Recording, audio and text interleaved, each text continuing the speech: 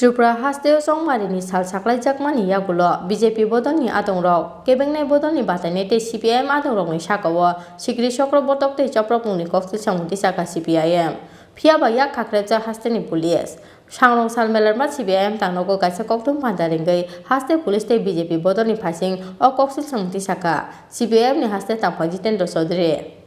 Sangrong salfung aikeno municipal chongmari phiaba strang sar horo melarma CPIM tangnogo kaisa koktum padaringoi haste police te BJP bodolni phasing dal bidal koksil samungti saka yaksi bodol CPIM ni haste tangphang Jitendra Chaudhary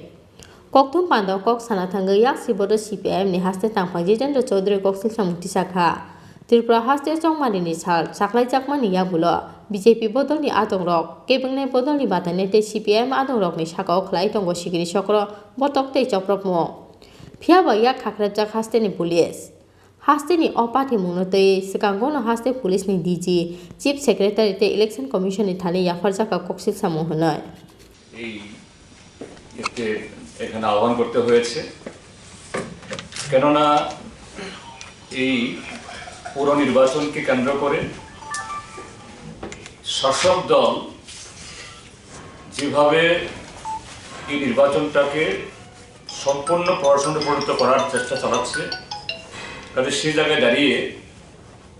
যে আমাদের সমস্ত চেষ্টা সত্ত্বেও যে উত্তরোত্তর বা উপর্যুপরি যে ঘটনাগুলি ঘটছে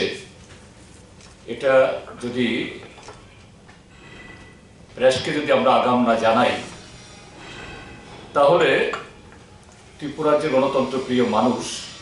তারা অন্ধকারে থাকবেন তো আমি সব ঘটনা আপনারা জানেন তবুও একটু সংক্ষেপে বলতে হয়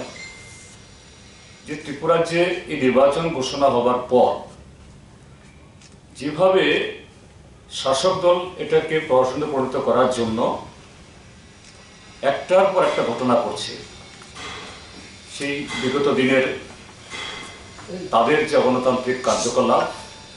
তার পুনরাবৃত্তি 7টা নগর তো জবরদখল করেছে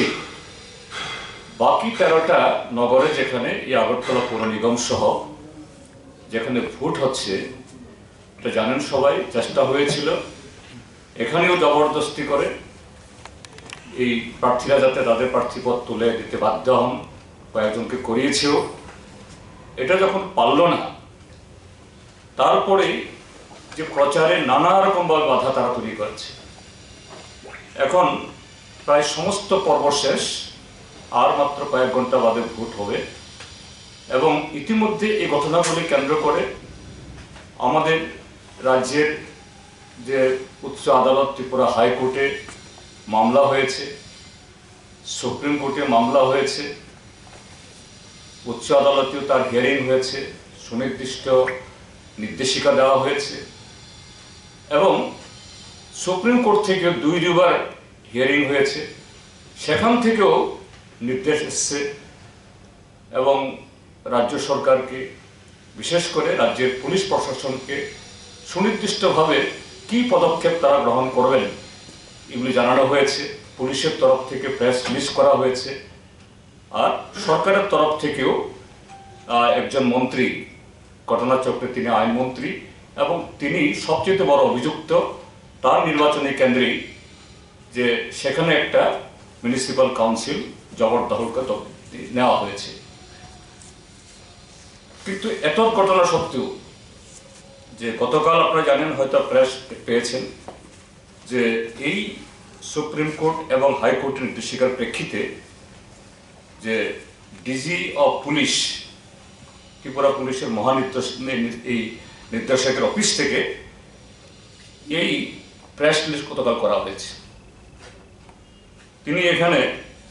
বলেছেন এত কোম্পানি সিআরপিএফ এত কোম্পানি টিএসআর তারপর তার সাথে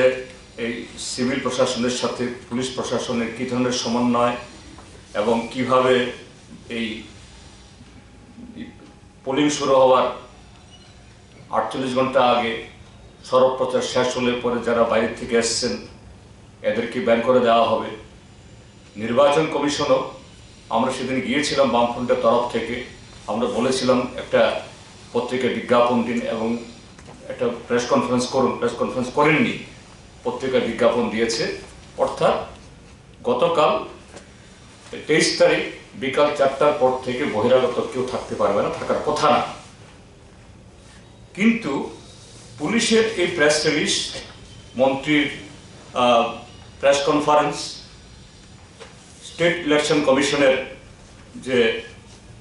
এই পত্রিকায় বিজ্ঞাপন সত্ত্বেও গতকাল থেকে দলে দলে বিজেপি দলের আশ্রিত সমাজদ্রোহীরা